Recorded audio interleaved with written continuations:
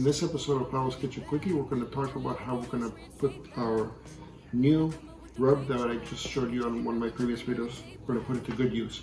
This is a 4-pound sirloin, and all we need is 2 ingredients. We need some mustard and the rub, a brush.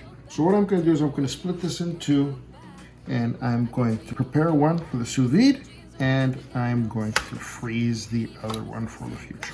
So one of the reasons I choose sirloin is because it's a wonderful kind of meat. It's not the best. It's not prime rib.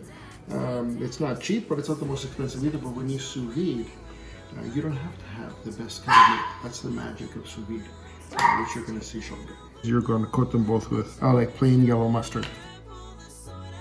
Flip them over. So we didn't put too much mustard on these. And what we're going to do now is apply a generous amount of the rub. Now, if you want to know how I made the rub, go back to the first video I made. The acidity of the mustard with the sweetness, the sugar that's in the rub, is what balances each other out. It's not going to taste like mustard. It's not going to taste like sugar. It's going to bring out all the flavors of the spice. They're going to come through beautifully on this. So I'll take the rub and coat it nicely.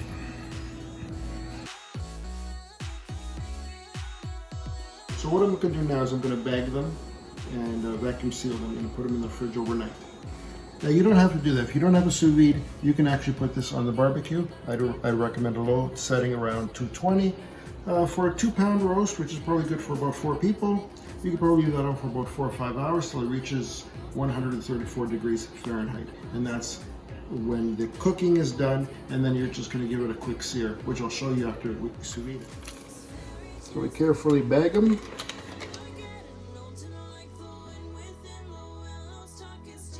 Best way to seal them is to fold over the top edge of the bag. That way it stays nice and dry.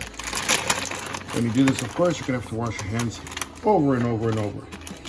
And then... So now that it's unfolded at the top, it's all completely dry inside and out, and that way you'll get a good seal.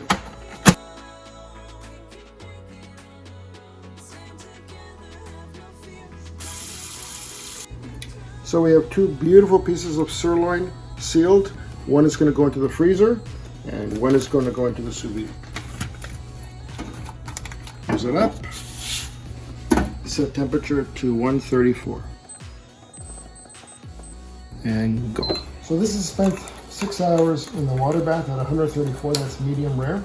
When you take it out of the bag, it may not look particularly appetizing, but that's okay because we're not finished yet. The juices, that I'm going to save. Usually I make a gravy out of it, add a little bit of red wine and maybe a little bit of flour or something like that.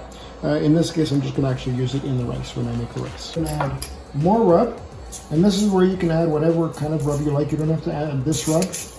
You can add garlic, oregano. You can use Montreal steak if you like. Sometimes I've done that. That's really good.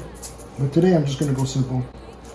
More rub and some garlic powder. Next step would be to place it on the grill, and we're done. Now we're going to cut into our roast, which is cooked at 134 degrees Fahrenheit sous vide and seared on the barbecue, just to sear the outside and give it some good color. Beautiful, cuts right through. Look at that. I hope the camera is picking up the redness. Remember, medium rare at about 133, 134 degrees Fahrenheit. Give it a good sear, a little bit more rub, nice crust. You can even use a blowtorch, that's always fun. Give it some time, 15 minutes to rest. Finally, get a nice bottle of wine. We had the Beringer Nights Valley 2005, which was absolutely awesome. It was a little pricey, but any Napa cab will do just fine. Our flower sponsor, once again, is Les Fleurs de Lis for this beautiful arrangement. To whom I say thank you so much. Remember, don't subscribe.